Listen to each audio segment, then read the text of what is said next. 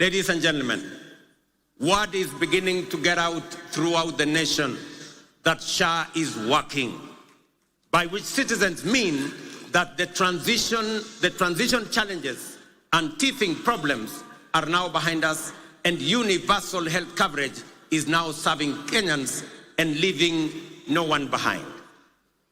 Since the rollout of S.H.A in October 2024, 23 million Kenyans have so far registered with the Social Health Authority, a resounding vote of confidence in our reformed healthcare model. We are now recording an average of 50,000 new registrations every day, a clear testament to the fact that Kenyans have embraced a system designed to guarantee access to quality, affordable, and dignified healthcare for all of us. In just 8 months, S.H.A has disbursed Kenya shillings 43 billion in claims to facilities, with 4.5 million Kenyans having received treatment fully covered by S.H.A since its inception. For the first time in Kenya's history, under S.H.A, citizens can access free emergency services in all facilities funded by the government through the Emergency Critical and Chronic Illness Fund. This groundbreaking reform is eliminating the burden of mandatory deposits demanded by hospitals, especially during emergencies. To sustain this momentum, the government has allocated sufficient resources to fully fund primary healthcare services. Every registered Kenyan can now access care in public and S.H.A contracted facilities at no cost. S.H.A is universal in both word and deed. These healthcare services deliver transformation goes beyond the magnitude of numbers or of new beneficiaries to real impact on citizens. S.H.A is settling payments promptly, ensuring that no Kenyan is turned away due to lack of funds. Additionally, to expand access to comprehensive inpatient care, the Social Health Authority is prioritizing the enrollment of all Kenyans with a particular focus on those in the informal sector, many of whom were previously excluded under the now defunct National Health Insurance Fund.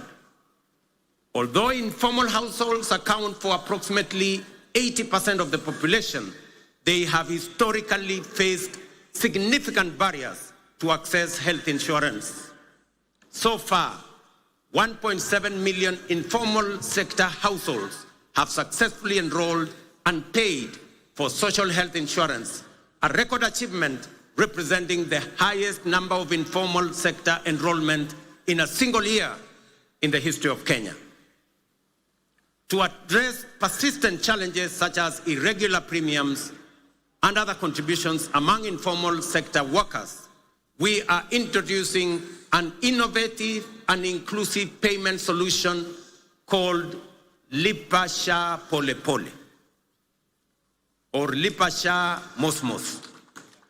This initiative enables Kenyans to remit their annual S.H.A contributions through flexible, manageable installments, whether monthly, weekly, or even daily, based on their financial ability.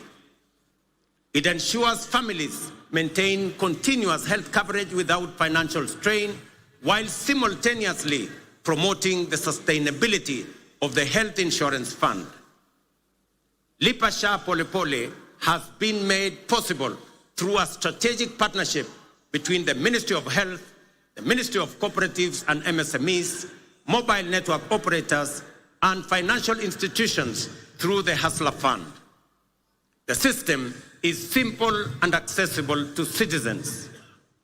Citizens can dial *147# and follow the prompts to enroll and begin their contributions immediately. In addition to enhancing access to health insurance, we have prioritized the availability of essential medical equipment in public health facilities, moving away from the previous managed equipment services model, which placed maintenance and service delivery responsibilities solely on county governments. We have adopted a more efficient approach under the National Equipment Supply Program. Under this new model, the national government, working in collaboration with county governments, engages directly with equipment manufacturers and suppliers to deploy critical medical equipment based on county-specific needs. Payments are made on a fee-for-service basis aligned with the gazetted S.H.A tariffs. This output-based financing mechanism ensures that facilities are reimbursed only for actual services rendered, thereby enhancing accountability and guaranteeing the availability, functionality, and quality of medical services across public health institutions in our republic.